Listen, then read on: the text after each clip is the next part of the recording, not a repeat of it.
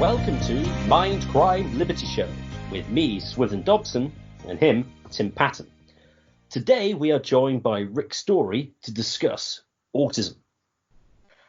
So, Rick, over to you first. What is autism? Is it a biological phenomenon, or is it a disease of modernity as such? Is it a social construct? Well, firstly, thanks for having me on. It's a pleasure to talk about something that's personally meaningful to me. Autistic spectrum disorder, or ASD, as it's often known, is, should we say, visibly noticed when there's an impairment basically in social skills, verbal, non-verbal communication. And when you observe autistic people, this tends to be coupled with either restricted behaviors in some ways, their understanding of certain social activities, for instance, is very limited. And also they have a lot of repetitive behaviors, things which just look socially awkward oftentimes. So generally, we can say that for autistic people, they have, the way I like to describe it is that it's basically a kind of dyslexia that autistic people will have regarding why other people are doing the things they are doing. I think that's really the best way to sum up, to explain the behaviors.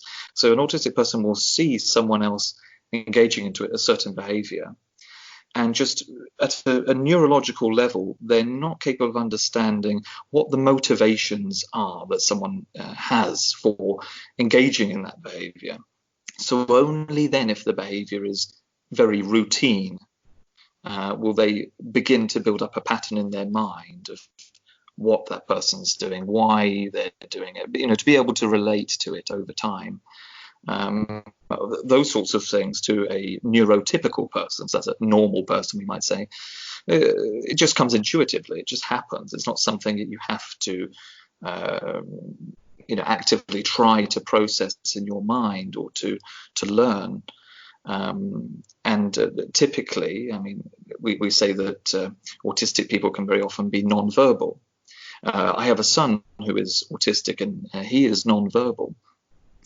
And so, again, what that is about is that when you see people engaging in the production of these sounds, these audible symbols, for an autistic person, if they're severely autistic, those sounds are just garbled. There's just no meaning to it because their brain is not able to understand why they're making these noises. So what those audible symbols are relating to, what the person is thinking, what's going on in their mind, what their intentions are. That's kind of a truncated description of what it is. A lot of people would be familiar with the term Asperger's and autism.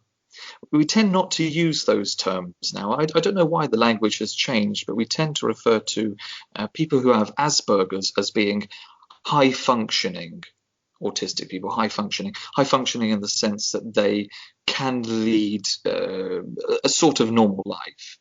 Their behavior is not very apparent to people. Oh, that's an autistic person, unless you get into a conversation with them or try to start a relationship with them, or play a game, for instance, with them. I hope that's a good enough description of it. That's my short version anyway. Just as a historical note, the stopping talking about Asperger's and the other terms that used to be used for it, which were pervasive developmental disorder, and there was one other as well, not otherwise specified. Apparently that was kicked out after 2013 under the American DSM classification. That kind of went to then decided they were going to talk about autistic spectrum disorder, as opposed to just Asperger's and particular types. So that's the historical aspect to it. Tim, what's your thoughts on autism as to what it is? Well, my question for Rick would be, is autism a real disease insofar as like Lyme disease or cancer is a real disease.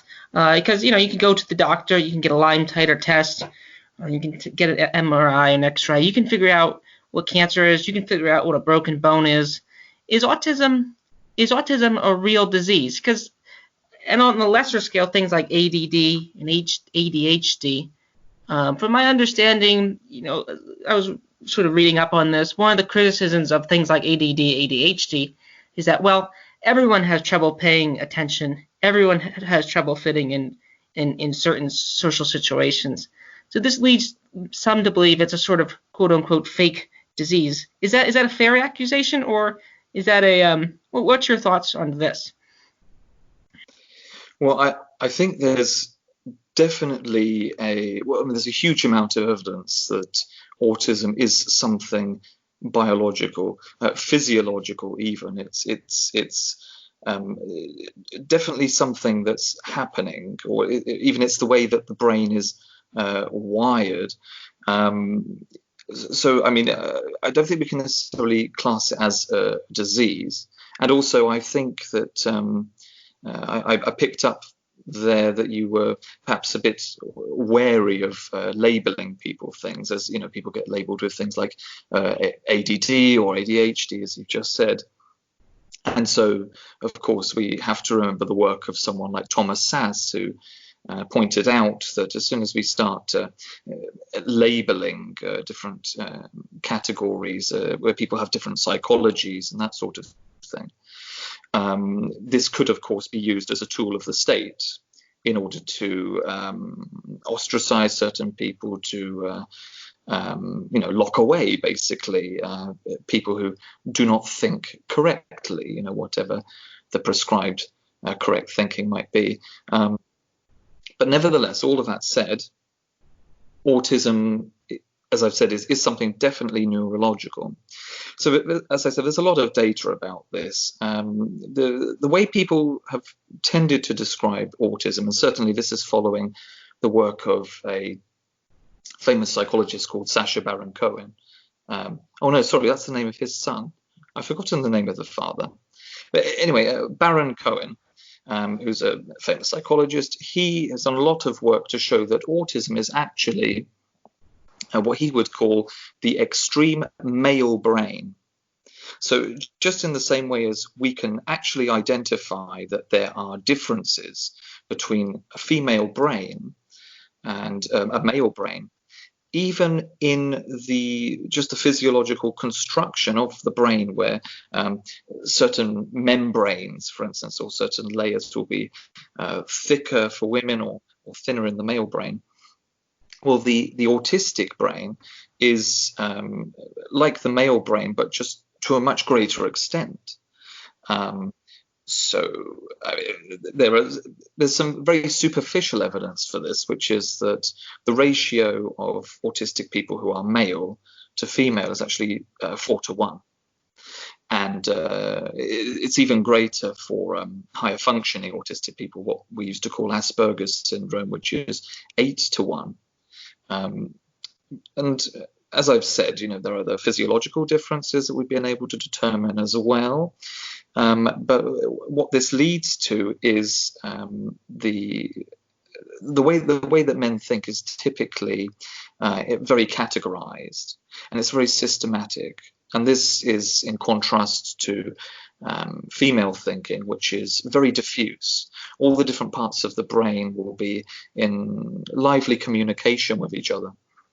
So, it's a cliche when a husband's talking with a wife, the husband is really, really trying to stick to the topic, and she's talking about all sorts of things. We're going right round the mulberry bush. We're talking about things, and he says, "Wow, you remember everything," and you're talking about all sorts of different things. It doesn't even occur to me. Oh, you're very emotional. This sort of thing. And there again, that's another key difference that they've been able to distinguish between men and women, and to the extreme male side, autistic people, is the parts of the brain that they're using. Women will tend to use predominantly, if not only in some cases, the emotional parts of their brain, which are actually towards the front of the brain, so they'd be just behind your forehead. Men would be more likely, or in many cases, they would predominantly use what we might call the cold cognitive part of the brain, which is sort of towards the top of your skull, but it's basically central. It's quite central to your brain physically. And so as men are thinking in a much more localized way, they're thinking in much more categorized, systematic ways. The thinking in the male brain tends to be quite localized. You can see that all of the connections are firing in quite localized areas at any one time. For autistic people, physiologically, there are so many more connections that have been hardwired into the brain in different parts, and unpredictable areas of the brain. And so the autistic person is like the man who's very, very, very focused in a job and can't hear anyone speaking to him. Everything's just completely focused in it. So for an autistic person, it's like they're like that most of the time. Very, very rarely will they separate themselves from the job that they are doing and have some more diffuse thinking and start engaging in emotional, empathizing behaviors with other people, as females are much more likely to do. So we can say that there is a definite way that autistic brains are neurologically wired, in exactly the same way that there are differences between male and female brains. So we can no more deny that there is something like, or something called autism, whereas a pattern of brains that fit that label. We can no more deny that than we can deny that there are differences between male and female brains. However, of course, there are many people who would try to deny that. And that is typically the difficulty that we find when we're reading the literature related to this science, is that there tends to be a lot of, how can I put it, people are not quite so comfortable with dividing up the biological sexes like that. I mean, we all know that it's quite a taboo subject at the moment, really, especially on the left, but not necessarily so. In academic circles, certainly it is. But I mean, the science is even stronger. It's growing stronger all the time. There's an Italian scientist called Rizzolatti, and he is the neuroscientist who has discovered mirror neurons. Quite interesting how he discovered it, actually. He was performing some experiments on, I believe it was chimpanzees. And so he was analyzing brain activity as they were performing certain actions. And then he left the machine on, or it might have been a study that he was referring to. In any case, the machine was left on. And as the chimpanzee was observing another chimpanzee come along and perform the action, exactly the same parts of its brain were lighting up. And so this was the discovery of mirror neurons. These are the parts of our brain that are related to mirroring other animals' behavior, their emotions, so empathy, what we would call empathizing. But it's more than that, because it's also sort of calculating intentions and things like that. So for men, typically we are less empathetic than women. Women do score higher on the reading the mind in the eyes test. So women are much more capable, generally speaking, of being able to determine emotions and things just from looking into the eyes of another. Men are obviously not as good, and then autistic people are significantly worse. So there's definitely something going on in the mirror neurons of an autistic brain, whereby, as I said before, the autistic person is not able to mirror that person in a certain way in its mind in order to properly be able to calculate what are the motivations and what are the intentions that that person has in performing certain actions, most obviously including speaking and communicative, social activities that we engage in. So in short, there is a lot of scientific evidence, neuroscientific evidence, as to what autism actually is and why it is occurring.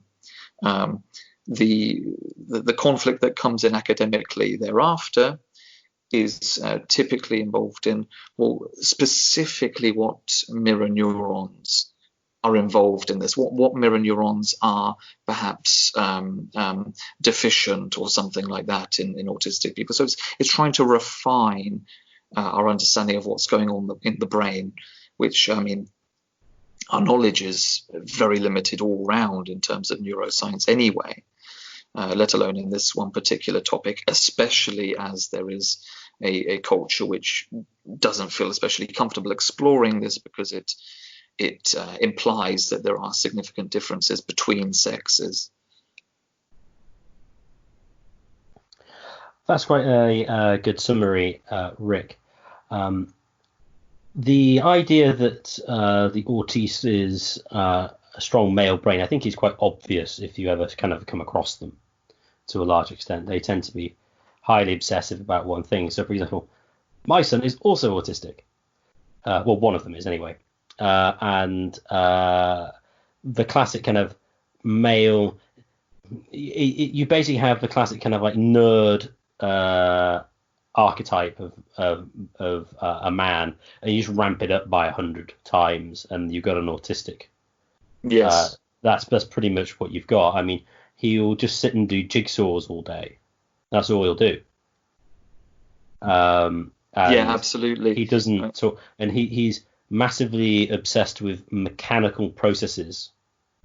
He always wants to plug in and unplug all my computer stuff. Yes, that's right. Yeah. And then it also creates bizarre routines, such as he flushes the toilet and has to get out of the door before the sound of the flushing stops. I don't know. That's probably not a particularly male thing, but that's a particularly odd thing that he does.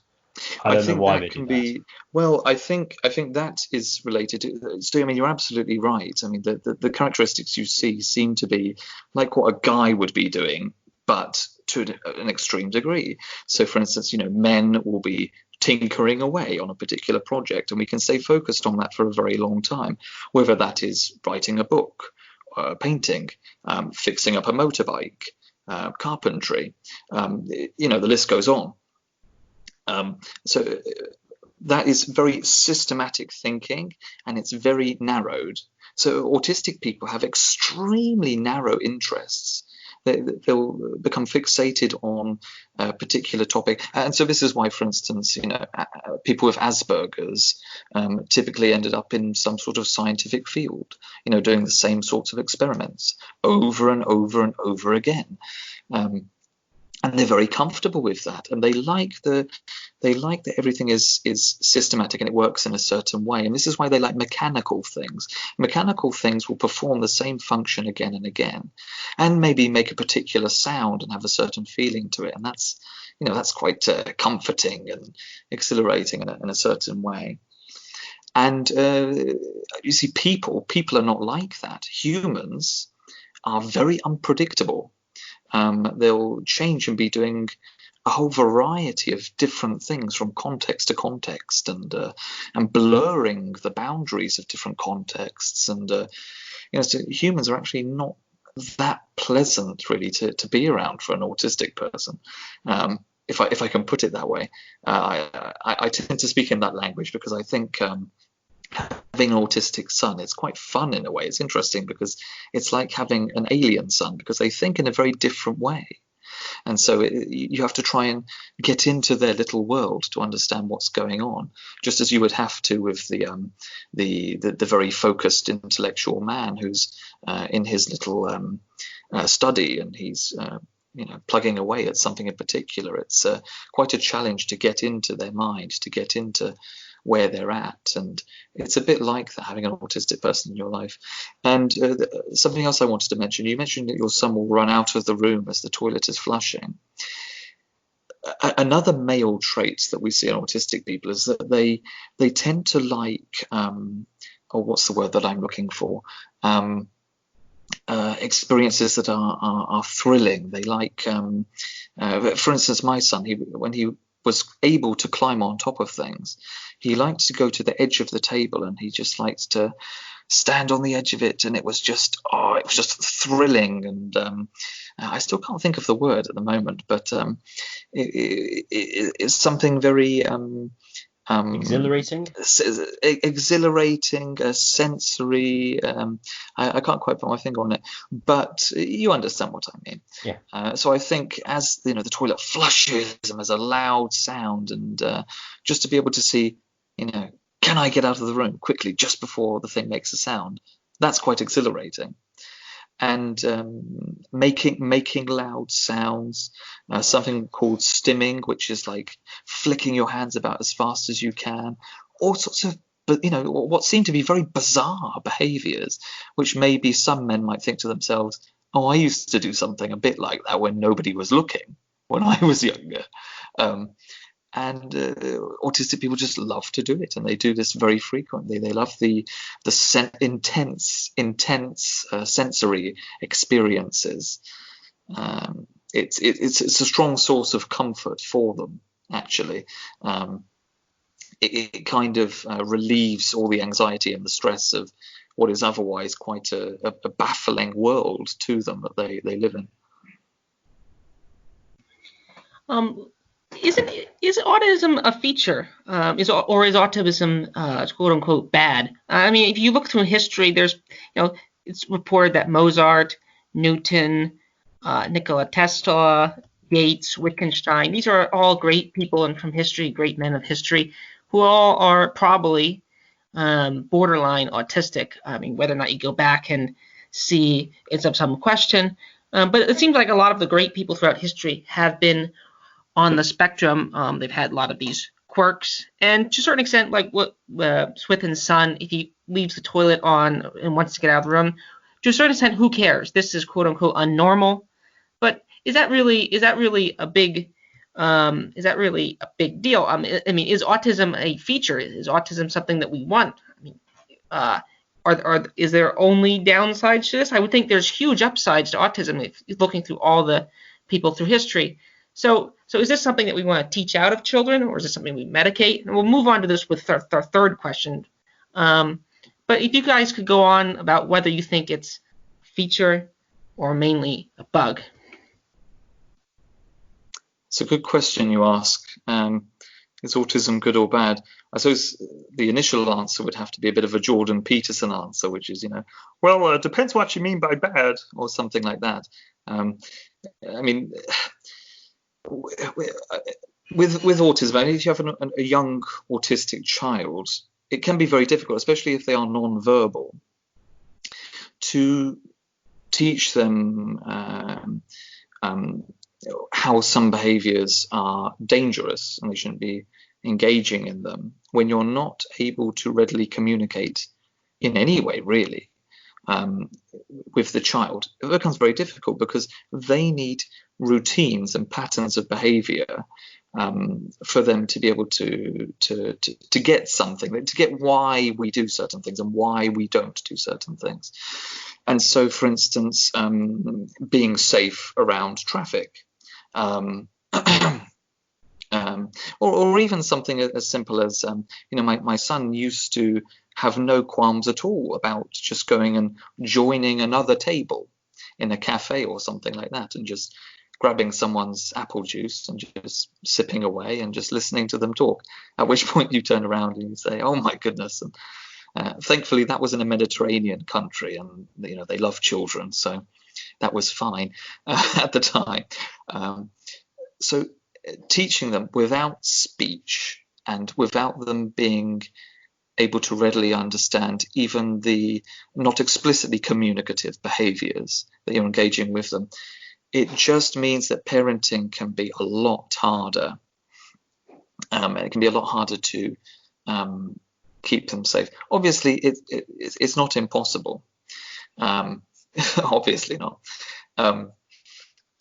But yes, as I say, it's a lot harder. And in terms of therapy and things like that, I suppose we can talk about that for another question. But do we want it in society? I mean, does autism have its benefits for society as a whole? I mean, you listed quite well there a number of people who we would take to, quite obviously be autistic. I mean, even if they were higher functioning. Still, they're quite obviously autistic. They're quite obviously have very localized thinking, and they become obsessive over certain pursuits. And I do think, in that sense, yes. I mean, autism does have its plus sides. I mean, it's good that we have the person who, the person I was talking about before, who has what we used to call Asperger's, being the scientist and tinkering away at something and producing something which is fantastic. I mean, there is, of course, the cliche. People say, oh, and I've heard this a lot, actually. People will say, oh, your son is autistic. So have you discovered what his superpower is? Because they're expecting them to have very, very good abilities in something. And there is an element of truth to that. I mean, that's obviously not always the case. I mean, certainly not. I mean, if the parents themselves are not particularly impressive at anything in particular. But you see, what happens with the autistic brain is, because the connections end up very, very localized in some parts of the brain, that means that they are not so well connected in others. So autistic people tend to have, rather than a rather smooth chart, where we can see, okay, they've generally got certain abilities, but nothing special, nothing is sticking out massively. Autistic people, their scale is spiking up and down and up and down in terms of, they're really, really, really good at this thing, but they're hopeless at another one. Obviously, with some autistic people who are non-verbal, so that's where the communicative ability, that's really not there at all. But then on the other hand, in terms of intuiting how things might mechanically operate, something like that, they might have a tremendously good ability. My son does some things all the time, and I just think, oh wow, I didn't know he could do that. Or I mean, for instance, he's much tidier than my daughters are. And he'll just really want to work out how things work. A bit like Swithin, you were saying how your son will be unplugging things, or maybe want to take things apart and trying to understand how it works. So I mean, their ability even to understand that sort of thing, or to work out, how can I begin to understand, and to strategize that in their mind, I mean, that might be significantly better than a quote normal person. So I mean, yes, I mean, I don't think we can say autism is automatically bad. I mean, I do think that there's a reason we refer to it as being a hyper masculine brain, or extreme, how did Baron Cohen refer to it, extreme male brain. I mean, it does appear to be a disorder. I mean, we refer to it as ASD, autistic spectrum disorder. It appears to be the male brain not gone bad, but just gone overdrive. It's doing too much of what it's supposed to be doing. And I suppose then we'd have to be asking the autistic people themselves, well, is autism good or bad? And I imagine that they would equally come up with I mean, in fact, I know they do, because you can see the TED Talks or the lectures, or read articles even by autistic people, and they equally come up with a list of pros and cons about having autism, what it's like. Finding yourself just unable, you cannot bear to wear shoes and socks. anywhere, I mean that's going to maybe cause you some difficulties in the human world that we live in. I mean, just that alone. I mean, obviously there's the non-verbal thing. What about forming romantic relationships? Because we have to remember that autistic people are still humans in there. Just because that they tend to be completely hopeless at making eye contact, apart from maybe with a select few people, and things like that. That doesn't mean that they're not aware of what's going on. That doesn't mean that they're not aware of what people are saying. And it doesn't mean that they don't have feelings. They do have feelings, and some things do hurt. And they can be, very painfully aware that they are quite isolated. Oftentimes, there's only 1% of people have this. So, I mean, they can find themselves quite isolated, with people just not quite being able to understand or what it's like for them. Something that sticks in my mind is the chess champion Magnus Carlsen, who was very obviously autistic, and there's a good documentary about him. I think it's just called Magnus, and it's well worth a watch. And you see him as a child, and he is very clearly autistic. They don't mention it explicitly in the film, but we do know this. It is knowledge, common knowledge, if you know him. And as a child, he just was unable to understand what the other children, his siblings, were doing when they were playing games. He just had no clue as to even begin to understand how to try to engage with it, or to learn what the others are doing. And when it comes to chess, again, an extremely narrow interest that he has, and a tremendous ability. I mean, he can play. I mean, he has played 100 games blindfolded against, some of the best people in the world, and he won every single game. He says he has thousands of games of chess just going on and on and on in his head all the time, and he can't stop. He can't stop them. And so when someone else comes and says, Magnus, you're very frustrated, how can I help you? He says, it's just hopeless. He says, because I try to explain to other people what's going on in my head, and as soon as I've started, I've lost them, really. And so he says, I'm alone. He says, sometimes I'm in hell, it's terrible just being stuck in my mind and trying to sate this frustration I have with trying to get all of these chess games completed.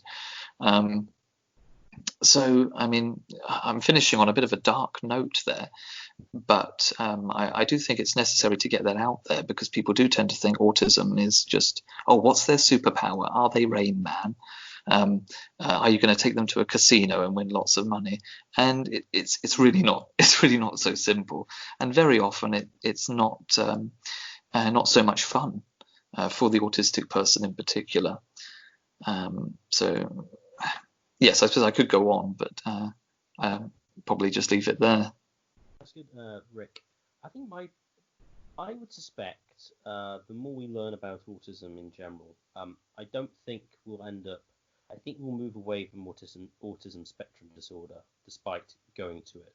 I wouldn't be surprised if there are distinct disorders which manifest themselves in different ways. So, for example, if you have a look at any of the lists of what constitutes autism, it's like, they might be really, really sensitive to pain, or they might not be sensitive to pain at all. It's like they clearly can't be the same, because they are manifesting contradictory outcomes. So there's probably different types of it. And then, of course, the severity. I mean, you have to look on a case-by-case basis, but in general, I would say, could you be so autistic that the downsides outweigh the good sides? Probably. I don't see. I think that's a perfectly plausible situation, especially if you're non-verbal and you can't really look after yourself in any meaningful way. Then is that good for the individual in question or society at large? Probably not. I would, though, say that autism of sorts is good, but only would tend to be better in more advanced societies. I can't really think that autism would be hugely beneficial in hunter-gatherer societies. I think Yes. the niche that the autiste can fill is one in which there's a heavy amount of division of labor, whereby they have the ability, so they have the space and resources that can come with high specialization. And so, in that sense, I suppose we could say that free markets and sort of like advanced society is actually is beneficial for the disabled. Of course, it obviously is, even though in like, I've got no legs. Oh, great, you've got some device that I can make me walk. Obviously, that's good. But even, at least in some extent, the autiste, despite his somewhat what's the right phrase? His social awkwardness. Actually, having lots of people around actually facilitates him to be on his own and to be the philosopher, be the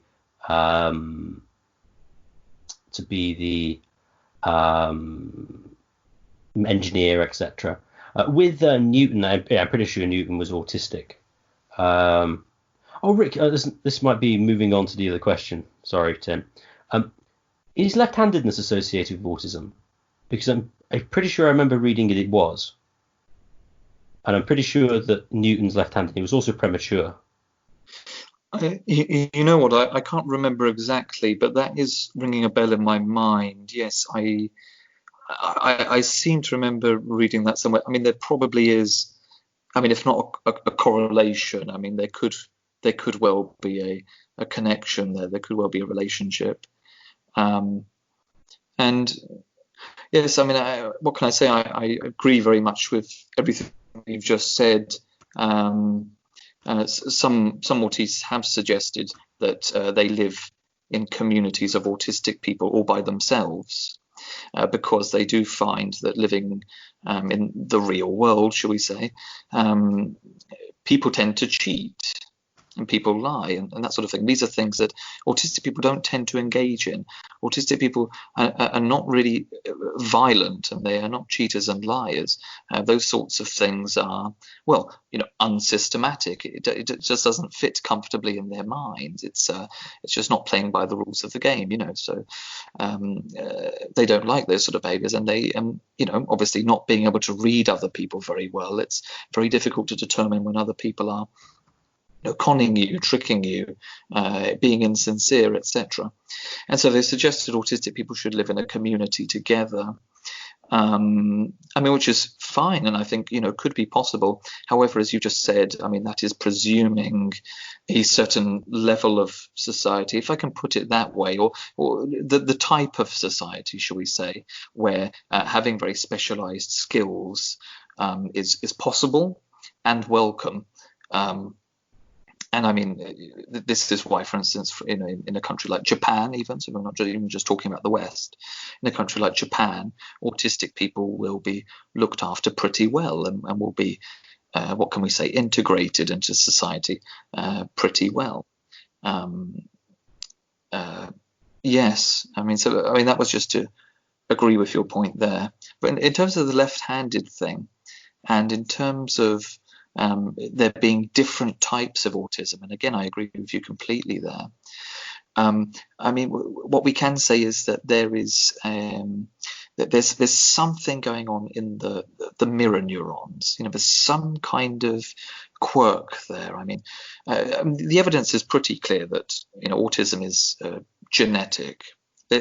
Ultimately, there is a genetic cause, and it typically is a mutation of genes that are associated with intelligence, and the result will be that there is some kind of, but not necessarily like predictably exactly what's going to happen, but there will be some kind of difference from the norm, a strong deviation from the norm in terms of the wiring, particularly around the mirror neurons.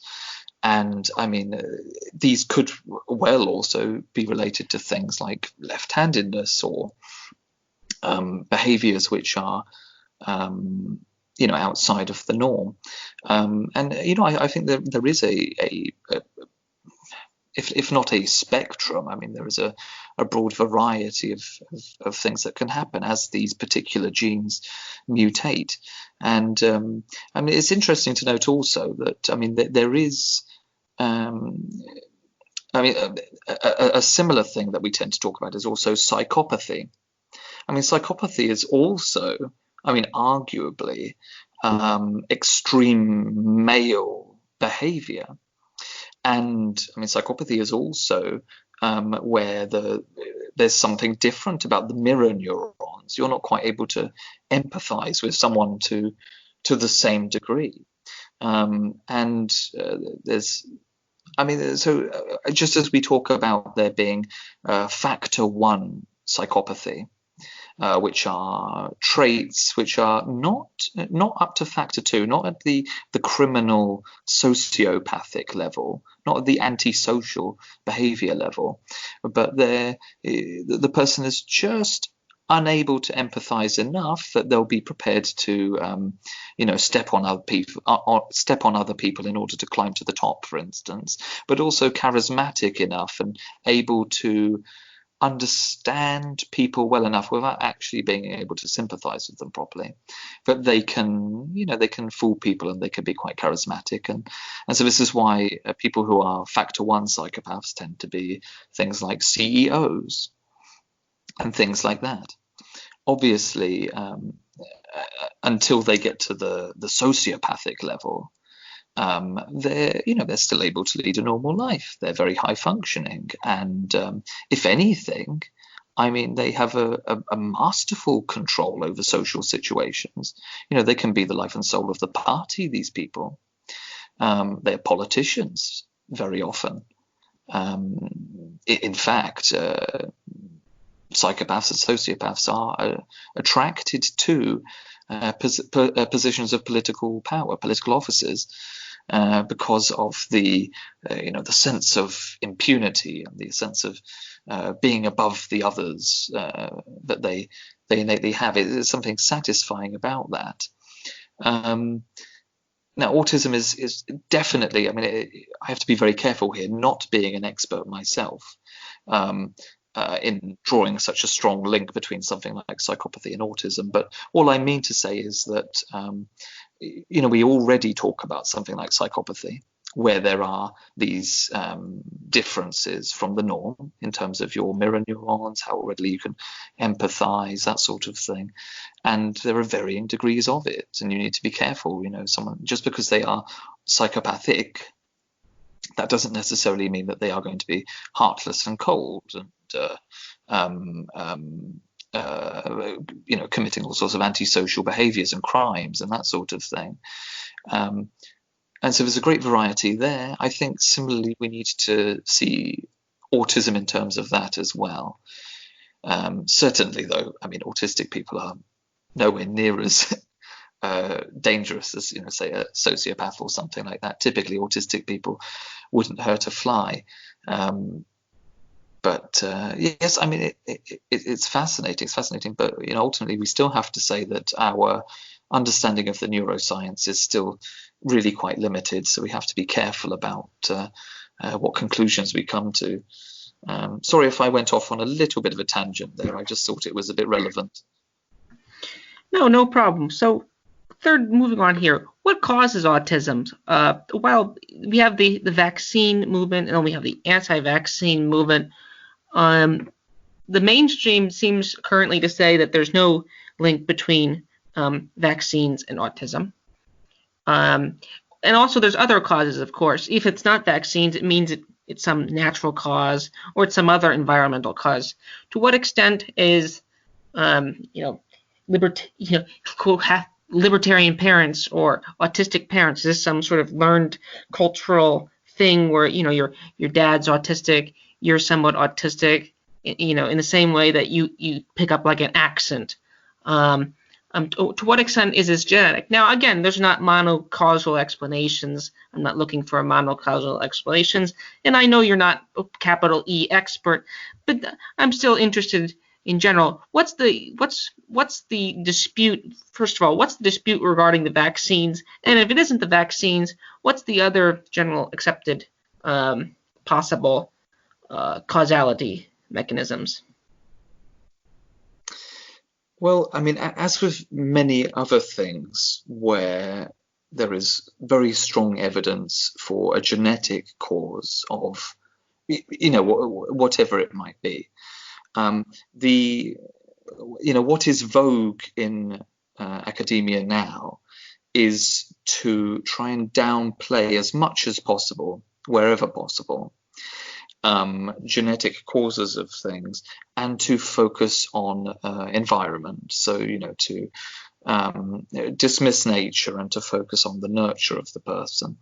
And I mean, obviously, this is going to be the case because academia is quite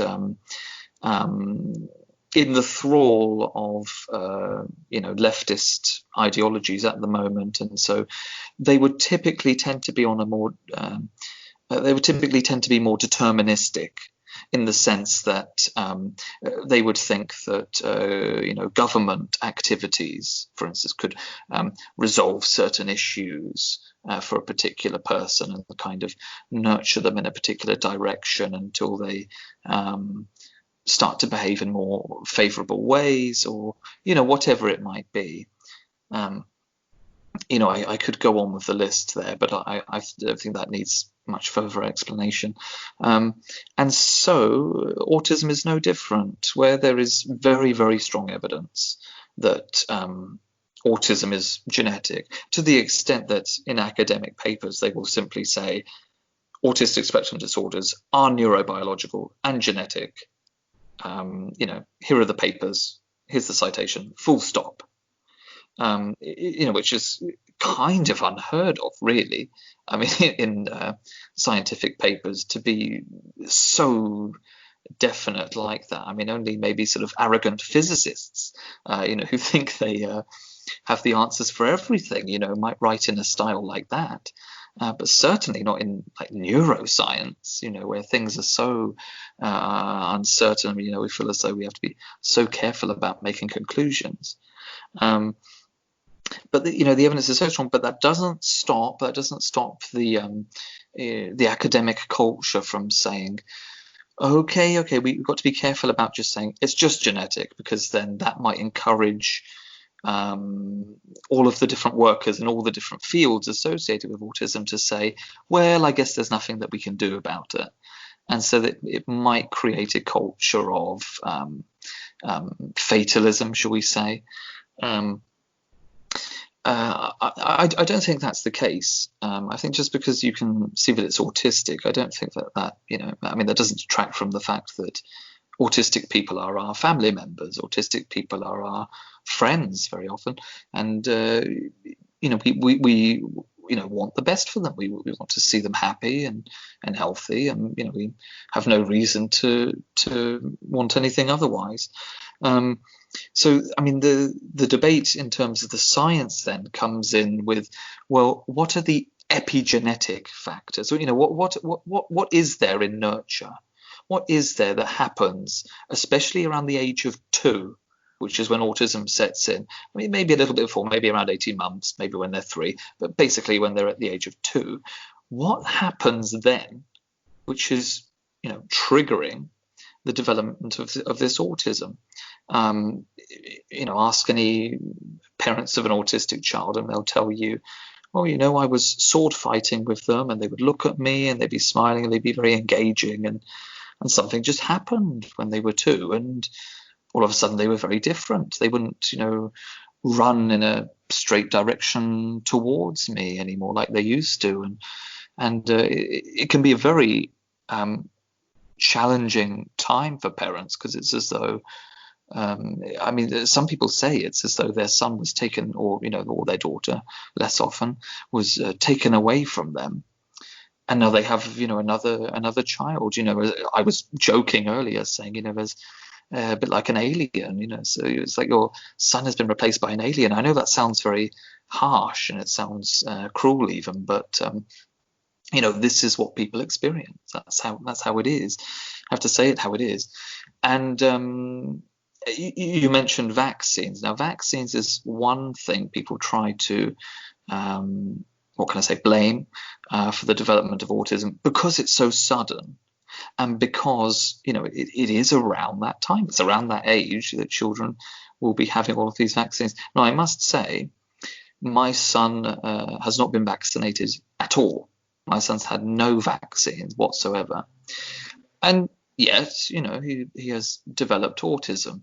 Ask many parents, particularly many libertarian parents who are not likely to be vaccinating their child, for a number of reasons we don't need to go into necessarily, but and they will say, okay, well, I didn't vaccinate my child, and yet there is the autism. It developed nevertheless, and it developed at around that same time. I do think that vaccines, there is no real evidence. It's not just that there's no strong evidence.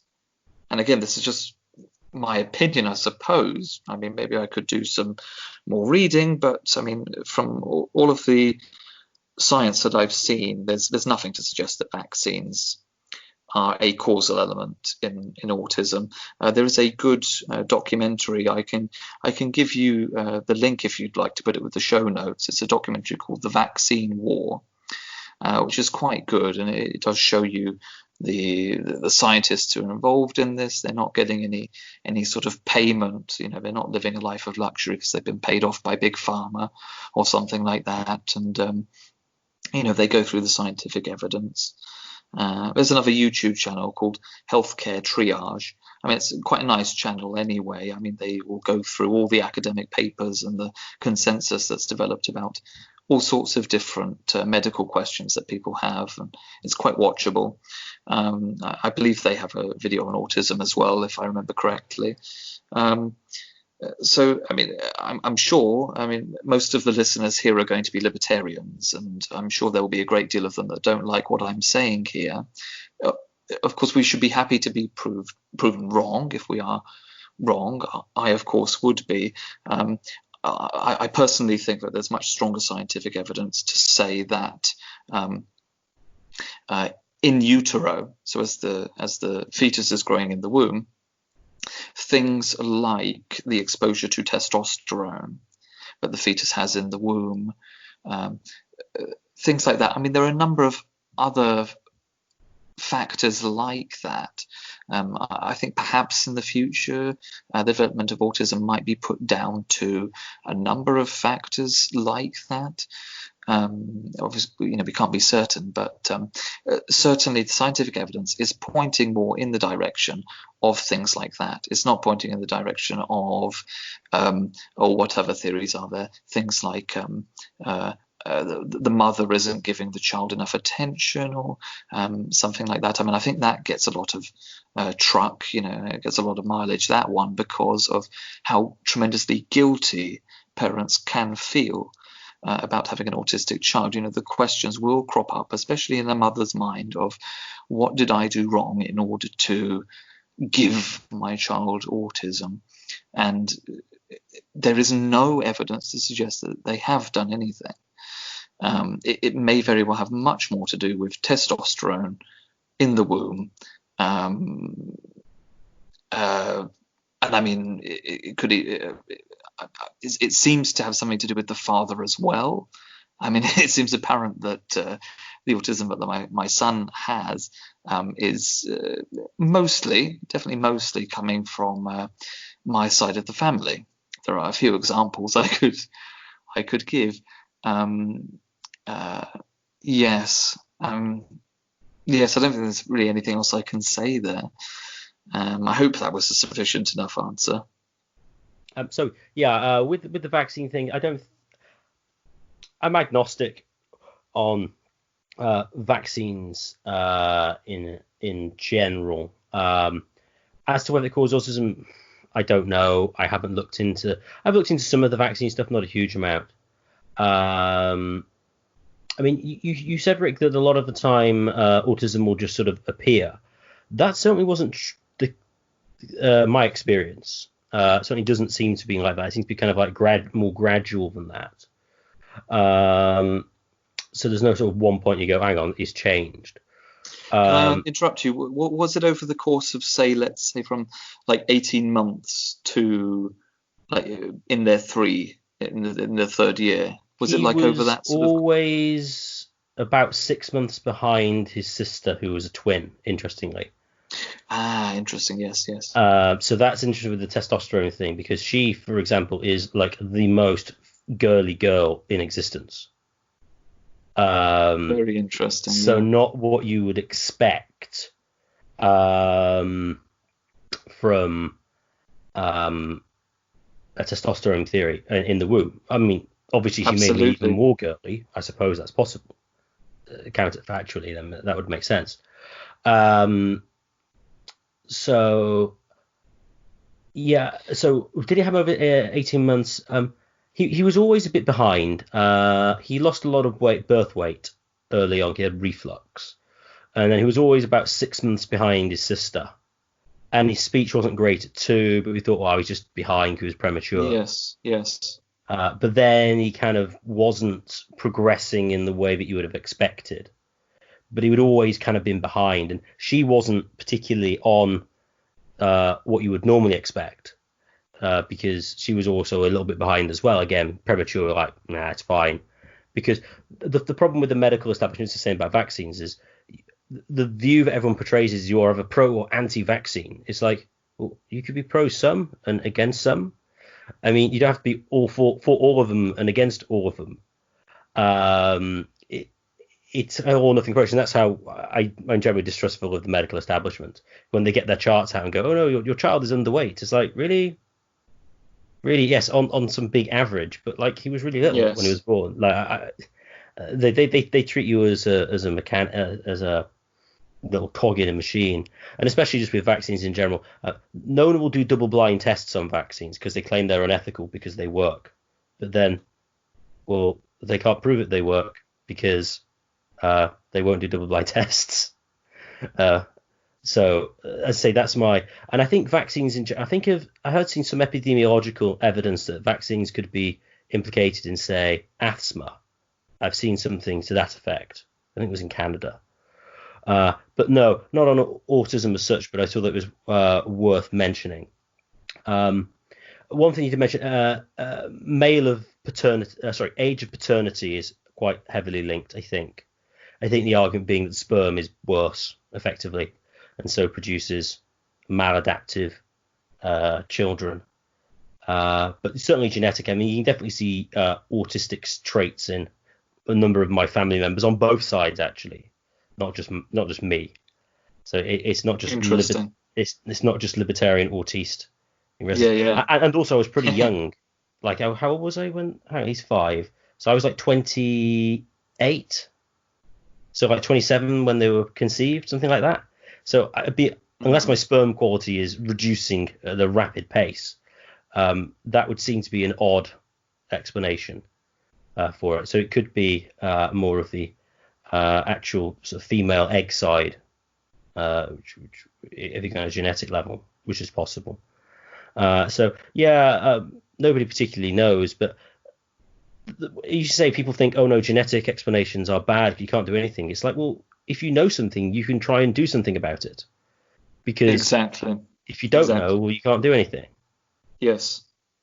I mean, not to change the subject, but I mean, it tends to be the same thing about IQ. In education, and we're both in education. People will say the same things about IQ. I'm sorry, but I want to know what the student is like, what their strengths are, etc. So then we can know what to focus on. That does not mean that you don't want to teach the child, or that the child or the adult, for that matter, doesn't want to learn something. It's just you just know where things are at. And you know what obstacles you have to overcome, and that's all it's about. It's not necessarily predicting that you're not going to be able to do something. If you want to and you've got to the drive, well, let's see how far you can go. And so it's exactly the same thing with something like autism. Sorry to interrupt you there. I just wanted to add to what you were saying, because I agree with you there very much. And so I'll move on here to the last question here. So what should be done about it? You brought up recently the IQ, and you're both in education. You both have autistic children. What in general should be done about autism? Is autism do we want to go out and cure autism, quote unquote, if there was some sort of miracle cure that could make them, quote unquote, more normal, not have all these weird quirks? Do we want would we want to do this kind of thing? I mean, I think when it comes to like broken legs or Lyme disease or cancer, if they had a cure for cancer, that's great. They have a cure for Lyme disease. They sort of do have a cure for Lyme disease. Antibiotics. Those are all excellent cures. But with autism, this seems to start to border into personality, and as we discussed earlier, for the high functioning ones, this might actually be a feature. I mean, nothing against normal people, but these people have accomplished quite a lot historically, and I imagine currently as well, even if we can't determine with a capital T truth that they had the capital D diagnosis in the past, someone like Newton. So what should be done about autism? If there was a cure for autism, would you guys give it to your children? You don't have to answer that question if you don't want to, but you think we should have a cure at all? Well, I understand what you're saying, and obviously, I mean, it's something that my wife and I have thought about if there was a cure for autism. But I mean, it's such an odd question, because with autism, I mean, that is just how the brain is wired. That's just, how can I put it? That's just who my son is. In terms of how can we help and overcome those deficits in terms of social abilities, so the communicative abilities, whether they be verbal or non-verbal, how can we assist with that? Well, I mean, there are very good systems of therapy in order to help with that, and there are really, really wonderful therapists who, very often they're quite passionate about it because they have a sibling or something like that who is autistic, and they're terrific at what they do. And I'm thinking in particular of something which is called ABA therapy, which is probably the dominant form of therapy around the world. Interestingly, it's really not very popular here in the UK. You don't get a lot of assistance with it because it was typically seen, a few decades ago, several decades ago, but still the same stigma against it is there. It was seen as being like a kind of dog training for autistic people, in the sense that you reward them engaging in and interpreting certain behaviors, and you go over and over and over the pattern of behavior again and again and again and again. But I'm sorry, but humans are just more like dogs anyway than cats. We're just very sociable, and we do have these reward centers in our brain which are related to motivation. As an educator, I can tell you motivation is the number one thing that you want to get, even more so than intelligence, really. Certainly to make your job worthwhile. You've got to have your students engaged. You've got to have them motivated, and then all the hormones are flowing, and then they're actually remembering stuff, and their brain is really engaged with what they're doing. You need to do that with autistic people as well, for them to really be paying attention to what other people are doing, really be paying attention to the mechanics of certain actions, including, of course, speaking and saying a certain word and that kind of thing. And so something like ABA therapy really works. So in terms of a cure, I mean, for me to say, "Oh, would you cure your son?" I mean, that to me it sounds a little bit like give him an injection and then he would become a completely different person, because I've only known this brain, the way this mind works, and the way this mind is engaging with me when we play or with the world around it, and so I think to talk about curing it, I mean, it makes as much sense to me as we were talking about people with psychopathy earlier, and psychopathy. I mean, as I mention in a book I've written, which is The Uniqueness of Western Law. Yes, I'm shamelessly plugging it. The Uniqueness of Western Law. I talked about how libertarian systems of law have uniquely developed in the West, and how I think there's very strong evidence that a higher degree of psychopathy in the West is the cause of that, because it creates more individualism. And, well, if you want to know the whole story, you have to buy the book.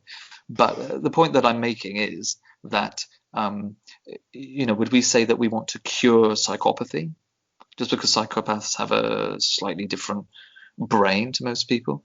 I incidentally have a higher than average level of psychopathy than most people. That may be why, I'm interested in writing about things like systems of libertarian law and that kind of thing. I argue that, and I'm not the first one to argue this, by the way. Other neuroscientists like James Fallon, for instance, has argued that libertarians a libertarian is just someone who has a more psychopathic brain. That's all a libertarian is, really, to him. It's an interesting argument. So are we saying that we want to cure a society of libertarians? Well, I think that the viewers of this show certainly, and you two and myself, we probably be strongly against that. And why would we need to cure it? What is wrong with having differences? What is wrong with the European civilizations, broadly speaking, having developed and been very different to, say, I don't know, the Islamic or Chinese civilizations? Is it a bad thing? Well, that's an argument for another time, perhaps. But no, I think that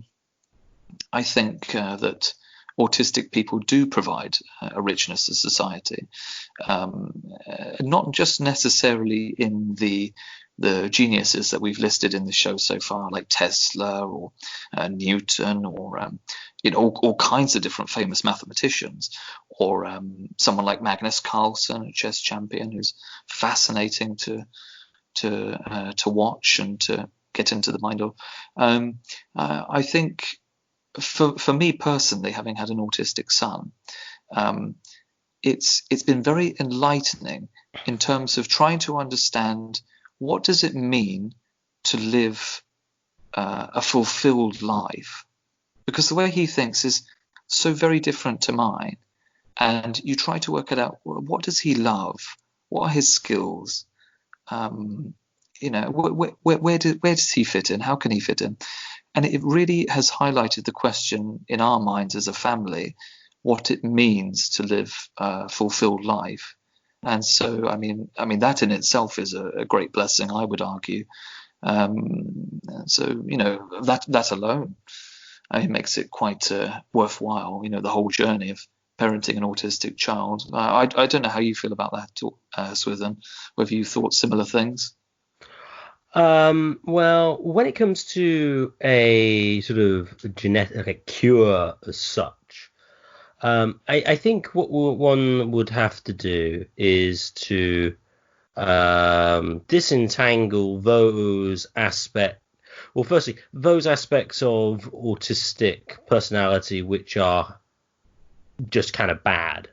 Now, there's obviously the good sides, and the question would be whether you could, if you could genetically change those and like sort out the mirror neurons such that, say, they were just, socially slightly awkward as what you would consider in a broad sort of introverted male personality, but then they would be more independent in certain ways, and would be able to communicate. Because as Magnus Carlsen pointed out, it doesn't seem to be much fun being an autiste on occasions. And so from that perspective, I think there are certain parts of it which I think if you could retain the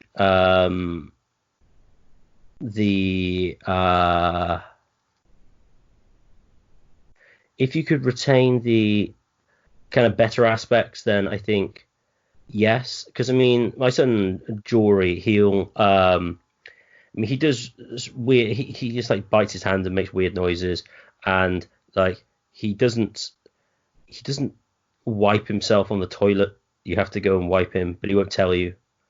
And apparently, the story's like 15-year-olds doing this as well. It's like that's kind of not good. I think if you're creating a concept that you mentioned, like what was a fulfilling life or a good life is. I mean, we don't want to come to a position where everyone has to be the same, because that's obviously missing the kind of social sort of group element to things. But if you were able to solve it to some extent and not entirely change the personality, then I don't see that as necessarily a problem. And also, even if it did change the personality, so I'm pretty sure there's cases where people have particular personalities because they have certain issues of the brain. I don't know, for some like maybe bullets lodged in or something like that, and they remove them and their personality changes. I mean, if you had a personality to begin with and it was a particular way, but then you solved a sort of physiological issue, obviously the question arises, what constitutes a physiological issue, which would be the big elephant in the room. Thomas says hello at this point, as we've already mentioned him. Then even if it were to change it, I mean, would that kind of be bad? Well, in a way, yes, but in another way, maybe not.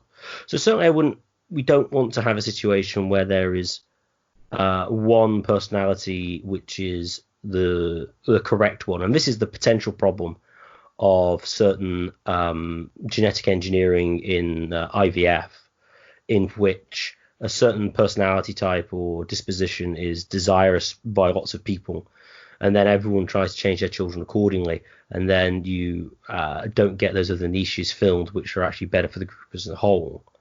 But if one could, and I think you could in principle, I don't know how I would carve up the cake, there would seem to be certain aspects of autism which are bad, like not being able to tell you what they want.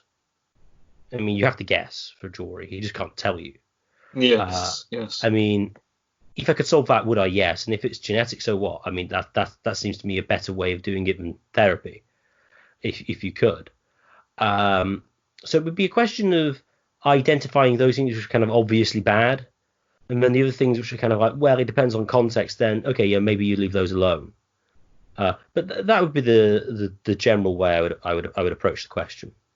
Yes, I understand what you mean. Some way of, even if it was some way of stimulating the growth of mirror neurons in the brain artificially somehow.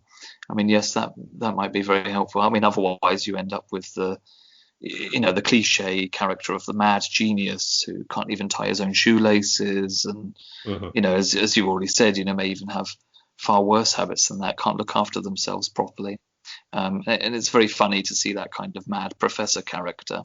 But yes, when it's very severe, as you've said, I mean, that's not necessarily a good life, is it?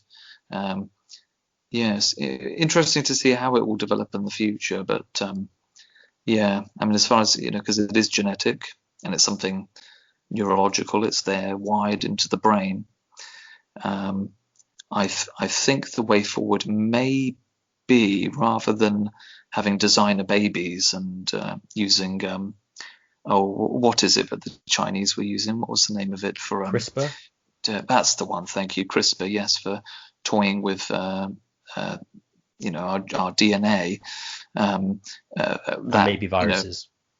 Perhaps. I was about to say, that opens cans of worms. Yeah. I mean, yeah, toying around with DNA opens a big can of worms. So perhaps some way of stimulating the growth of mirror neurons and other areas of the brain which are just less connected in an autistic brain, but in a normal brain, might help to curb those, not just the socially awkward, but also the behaviors which are a detriment to the autistic person's safety and health and that sort of thing. Yes, I think that would be an important development for sure. Thank you for your time, Rick. I think we have come to the what people can withstand time-wise, I think, now. So I'd like to thank Rick again for coming. And if any of you like this show, please share and suggest it to your friends and family who may find it of interest. And if you would like to contact us, please contact us at mindcrimelibertyshow@gmail.com. That's mindcrimelibertyshow@gmail.com.